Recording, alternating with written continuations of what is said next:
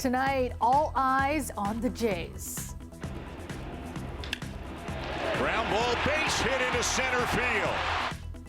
The Toronto Blue Jays make their push for a playoff spot in a pivotal game against the Yankees. And for the first time, they've got 30,000 home fans cheering them on. Plus, our homicide unit here with York Regional Police, they have issued a Canada-wide warrant. Police are on the hunt for a 35-year-old man considered armed and dangerous. The suspect wanted in connection to the disappearance of a Markham couple, now presumed dead.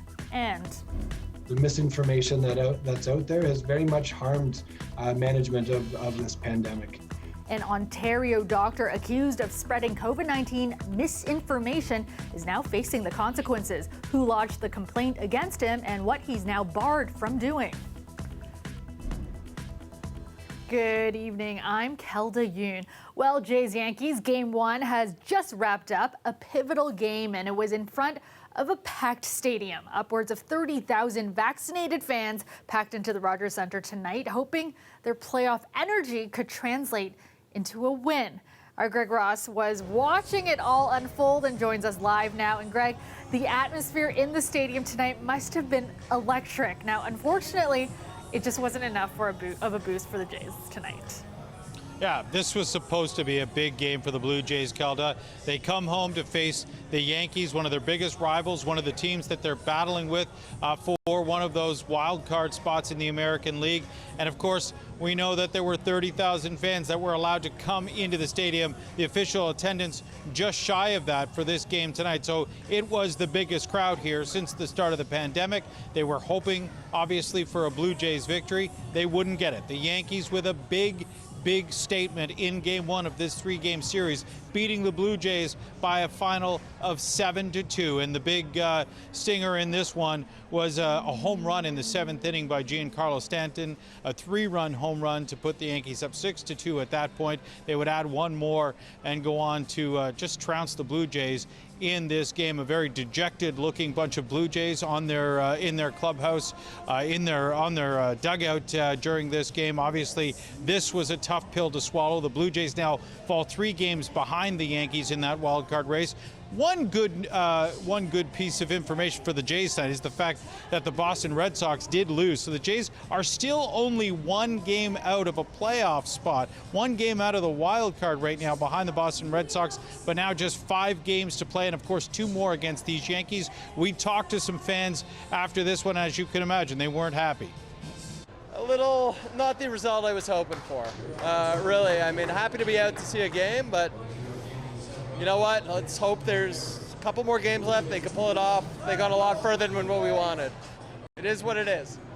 Baseball in September. You know what? It's been a great season all around. You're going to have tough games. This was a big one, but we still got 2 more versus the Yankees, so let's make it count. Win them out. That's all we got to do. Win them out and hope for a couple losses from the Red Sox. Yeah. You heard that fan, win them out. The Jays have 5 games to go, 2 more against the Yankees tomorrow night, of course, and Thursday night, and then they finish off the season with a 3-game series here at the Rogers Centre against the Baltimore Orioles. If they can win it out, they'll have a much better chance of getting one of those wild card spots. But of course, right now, their destiny is not in their own hands. They have to hope for some help for some other teams around the league. They have to hope that the Boston Red Sox don't win them out, because that would be very difficult. But again, if the Blue Jays at least can come back here tomorrow night and make a statement of their own against the Yankees and get one back here, they'll remain in that wild card hunt. And again, this one could go right down to the wire, right down to the final game of the regular season, Kelda, with the way things are going for the Blue Jays right now. All right, go Jays. There's still a chance. Thanks so much, Greg. That's our Greg Ross reporting live for us tonight. Well, York Regional Police have issued a Canada-wide warrant for a man who they believe killed a missing couple from Markham. Quoc Tran and Christy Nguyen disappeared 10 days ago. Now, tonight, police are asking for help in finding the suspect, Phuong Tan Nguyen, who they believe has fled the GTA. Jessica Ng reports. We can confirm that the couple are in fact have been murdered, that it was a targeted situation. Investigators say 37-year-old Quoc Tran and 25-year-old Christine Nguyen were victims of foul play, killed at this commercial building on Zenway Boulevard in Vaughan. Police say they are actively working to recover their bodies. Meanwhile, our homicide unit here with York Regional Police, they have issued a Canada-wide warrant. Police now on the hunt for Phuong Thanh Nguyen, who is wanted for 2 counts of first-degree murder. We are aware that the last name of both the victim and the suspect are the same. However, there is no relation between the two. The 35-year-old, who also goes by Mike, is considered armed and dangerous. The suspect is described as 5 foot 9 inches and 180 pounds. If you see him, Armstrong says to not approach him, but to alert police of his whereabouts. Police had previously said victims were last seen just before 5 p.m. on September 18th near Highway 7 East and Warden in Markham. In an update today, police say the two were at the commercial building in Vaughan at 11:30 that same day. Investigators have released photos of this white truck that they believe may be linked to the case. The vehicle was last seen at the plaza the night Christie and Quoc disappeared. We're looking to be able to identify why that vehicle was in that area, who was driving the vehicle, and if there's any connection. Police say they are in close contact with the families of Christine Nguyen and Quoc Tran, who have asked for privacy at this time. Anyone with information about the incident, the vehicle, or the suspect, Phuong Thanh, is asked to contact the York Regional Police Homicide Unit or Crime Stoppers. Jessica Ng, CBC News, Toronto. Anne-Marie D'Amico, one of the 10 people killed during the Yonge Street van attack back in 2018, received a special honor tonight. A new community collective for the North York Women's Shelter has been named in her honor. So we found out about the North York Women's Shelter shortly after she passed away, and all the great work they were doing and this incredible rebuild they were involved in, and we said, we want to be a part of it, we want to do something special, something to carry on my sister's legacy. D'Amico's brother and Mayor John Tory were among those on hand for the name unveiling tonight. The collective will help women and children escape violence and get a fresh start. The Anne-Marie D'Amico Foundation has set a goal to raise $1 million for the North York Women's Shelter. So far, they are halfway there, having raised over $500,000. Toronto's ombudsman says he's launched an investigation into the city's clearing of homeless encampments this summer. Ombudsman Kwame Addo says his office has received complaints that raise concerns about the city's approach during the evictions. The city and police cleared 4 homeless encampments in 3 parks this summer, but clashed with residents and protesters. Police used the public order unit to help clear some of those encampments. The city says the makeshift living quarters were dangerous. Police have said they were supporting city staff and carried out enforcement as a last resort. The ombudsman says the investigation will focus on how the city planned the clearings, engaged stakeholders, and communicated with the public. Meteorologist Colette Kennedy joins us now with a first look at the forecast. And Colette, a beautiful sunny day. Temperatures feeling more like fall today. Very comfortable, no complaints here. Yeah, just an absolutely gorgeous pattern that we are into. And it's kind of an interesting thing when you look just not at our province alone, but we look at what's happening across the continent, because we have this very strong dome of high pressure, and that's pulling down some of that flow from the north. And we're really into that sector. And so we're seeing the nice conditions too and clearer skies. But there's more of a dome that is heat associated, like summer-like. Low 30s again today showing up in Saskatchewan. And that heat has been spreading into northwestern Ontario as well. So you might say to yourself, okay, well then that's going to be coming our way, right? This is a really strong ridge of high pressure, and really what kind of starts to happen is it levels off the two, and we will see our temperatures maybe go up a degree or 2, but not likely to see that heat coming our way. It all just kind of moderates. We just have clearer skies, areas that are going to see some frost again tonight to the north of the GTA, but still because of those clear skies. Late day tomorrow, a little more cloud cover pushing our way, at least in eastern sections, but that's about it. Lots of sunshine still to go around. 9 degrees, so single digit tonight, up to 20 degrees tomorrow, though, Kelda. Thanks so much, Colette. An Ontario doctor accused of spreading COVID-19 misinformation is now facing consequences. The College of Physicians and Surgeons of Ontario has barred Dr. Patrick Phillips from providing exemptions to masks or COVID-19 vaccinations. Phillips, who practices in Englehart, south of Kirtland Lake, is also not allowed to provide exemptions for COVID-19 testing or to prescribe specific medicines for COVID-19. Our Chris Glover has more. Dr. Patrick Phillips' Twitter account notes the family physician is a lover of freedom, but starting today, he is less free to practice medicine in Ontario. There was starting to cross over into some medically relevant issues as well. So yes, I definitely had concerns that I raised to the college. Several months ago, the acting medical officer for the Temiskaming Health Unit reported Dr. Phillips to the College of Physicians and Surgeons over online comments like this, connecting the medical killing of disabled children in Nazi Germany to public health ideology, while also endorsing unproven medications. Hearing a doctor within your region talking like this in the midst of the biggest public health crisis we've ever had, how big of an issue is that for you? Yeah, I think it's such a big issue that the college has now intervened.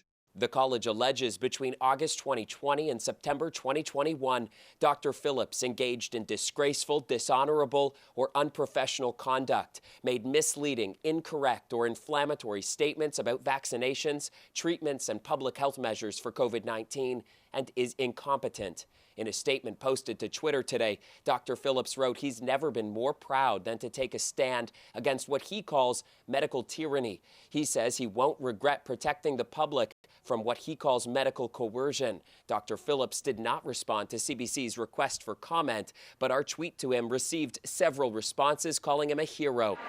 An issue, Temiskaming's medical officer says, especially since the percentage of people vaccinated in that health unit is lower than the provincial average. Anecdotally, people do quote some of the things they've been hearing from this physician. The misinformation that's out there has very much harmed management of this pandemic. Dr. Phillips now faces several restrictions to his license, including a ban on issuing medical exemptions for COVID vaccines and a ban on prescribing 3 medications in relation to COVID. No date yet has been set for his hearing with the college. Chris Glover, CBC News, Toronto. Ontario's science advisors had some good COVID-19 news today, saying hospitalizations and intensive care admissions have plateaued and are no longer increasing in the province. That comes as vaccination coverage grows. But new modeling from the science advisory table says the situation is still fragile and future projections are wide-ranging. Ali Chiasson has the details. One of the big takeaways from today's numbers is Ontario has done very well. For months, COVID-19 modeling announcements have been grim. Today, though, as case counts plateau, there's hope in the numbers. This really reflects the hard work of people in Ontario to follow public health restrictions and to get vaccinated. But Science Table member Dr. Fahad Razak says we're not out of the woods yet. Cold weather on the horizon. Schools have just reopened. Most of us anticipate numbers will probably go up in the next few weeks. The question is how much? Let's take a look at where we are and where the Science Table believes we're headed. This graph shows how case counts have been falling since April. This window shows the range of where cases could have been by now. Here's where we actually are. Case counts have been stable and dropping, indicating we're on the right track. Looking ahead to October and beyond, if we stay on the same course, keeping the public health measures as they are, cases will stay stable for a while, ticking upward as expected with the cold weather. Cases would go down if we saw tougher restrictions and even more people got the vaccine. Worst case scenario is if restrictions were lifted and vaccinations dropped. Then we would see cases in the thousands, like Alberta.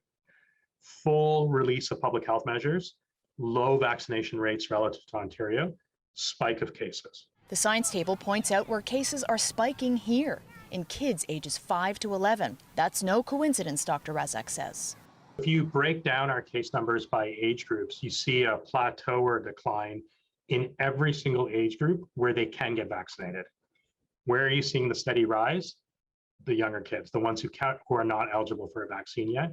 Cases in that 5 to 11 age group will be something to keep an eye on. The Science Table says it's too early to know the full impact of kids returning to school. Ali Chiasson, CBC News. Welcome back. Toronto police say they've made a number of arrests in connection with an armed robbery at a private bank machine cash refilling business. Police detailing today what happened after thieves forced their way inside the office in the Dixon and Carlingview area. They managed to make their way, that you'll see shortly, into the cash vault and managed to obtain quite a bit of money. In excess of $1 million was stolen during the course of this robbery. It happened on April 1st. An employee of the business was assaulted and forced to open the safe. The victim ordered onto the ground while the thieves loaded garbage bags with cash. The police calling their investigation Project Heavy Bag. They say they found some of the stolen cash inside a residence that was the scene of an attempted home invasion in May. Earlier this month, investigators made 7 arrests in connection with the robbery and seized a number of firearms. They are still searching for 22-year-old Emmanuel Rawson of Toronto. He's wanted on a number of charges, including robbery with a firearm and conspiracy to commit an indictable offense. A group of Toronto parents say it's time rapid COVID testing was available in all schools, and they've taken it upon themselves to start their own program from scratch. And hundreds of East End elementary students are now getting tested twice a week at home. Samantha Beatty has more. So you have 1 kid, so I'm going to give you 2 of the test tubes with the buffer in it. Erin Sperling is one of the parents at Earl Beatty Elementary School distributing tests like these to young, unvaccinated students. We're going to scrape from our kids' cheeks, tongue, and noses, put it into the buffer, switch it around, and then the kit, you drop 5 drops in, you set the timer for 15 minutes, and then you see, and the results right there. They stepped up this school year to create the testing program when they realized the province wasn't going to. Sperling says she wants to keep not only her daughter in grade 2 safe, but the community safe as well. First and foremost, we're protecting each other's children from getting COVID. We're protecting our neighbors, our friends, like even my neighbors next door who are seniors and don't have children in the community have thanked me for doing this because it's helping to keep them safe. The province says it's not feasible to roll out rapid testing in all schools, and it's also not necessary where COVID-19 cases are low, but it is considering a more targeted approach.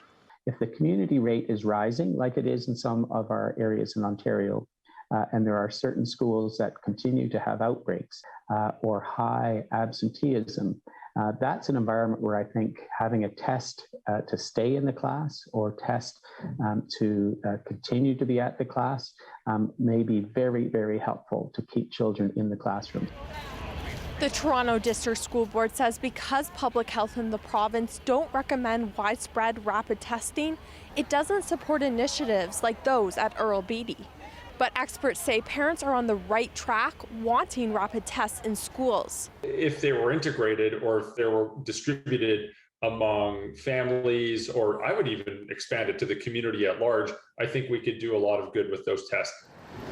Some parents have started an online petition calling for the province to provide rapid testing for all students too young to get vaccinated. But I can see that taking our model and rolling it out to more high-risk communities, like high risk for COVID, like higher populations of frontline workers. Like we know these communities are in Toronto. We know these communities are in Canada. And that's on the province. That's not on us. We're doing our best. So far, they say they've gotten no response from the province. Samantha Beatty, CBC News, Toronto. You're looking at a live shot of the city skyline, mostly clear tonight with some cloud cover moving in the overnight. Currently a cool 12 degrees in downtown Toronto. All right, let's go back to Colette now with a look at your extended forecast. And Colette, this week looking pretty good and more sunshine tomorrow. Yeah, this is a really nice pattern to get into. This is the kind of thing where you're like, oh, these are what fall days are made of, right? Leaves starting to turn a little bit, some cooler nights, meaning some cooler mornings too. and the other thing that comes up at this time of year, the frost advisories. I mentioned them last night. I mean, they're well to the north of the GTA into the Algonquin region and Huntsville, but they expanded a bit. We're seeing a few more areas pulled in. Parry Sound, you're in here too, so some frost advisories well to the north of the GTA. Our pattern holds steady though with that ridge of high pressure, so during the day we get a lot of sunshine. A few changes to the east of us tomorrow, but I'll kind of explain all of that. And the daytime temperatures are near seasonal, or if anything, a degree or two above, like tomorrow. Now, the overnight lows, slightly different story. We're going to see those, a few of them anyway, dropping just a little below seasonal. But they're the mostly clear skies through the overnight hours. A little bit of fog development possible in the west end of Lake Ontario and stretching over towards London. So even around Hamilton through those areas. If you have to be out early tomorrow morning, might want to allow a little extra time just in case a little bit of reduced visibility through there. This is the cloud deck. Watch how this is going to push from east to west through the day. So you'll get a little more cloud cover showing up towards Pickering and Oshawa as the day kind of wears on. But that's going to be pretty late day, and it's still going to be fairly decent conditions. Let me tell you, Thursday becoming a bit more of a mix of sun and cloud, but still under the influence of that ridge. Here you go for southwestern Ontario. How about some of these numbers? 5 degrees overnight tonight, London. Yep, there it is. But tomorrow, there it is again to see a beautiful day with temperatures of 20 or even into the low 20s. Tonight, one of the cooler readings, Hamilton at 6, also Markham and Oshawa, 9 for the city. And then tomorrow, 19 to 20 for those daytime highs. And again, the wind's not too strong. By the afternoon, maybe picking up to about 20 kilometers an hour from the northwest. It's not too much, just feeling a little bit cooler, a little bit of a nice breeze there. Thursday, 17, we bring it down a bit. Friday, 19, but still that ridge in play. It really doesn't start to break down till the weekend, of course, and that's when we bring in a more significant chance of getting into some rain again, Kelda. Okay, thanks so much, Colette.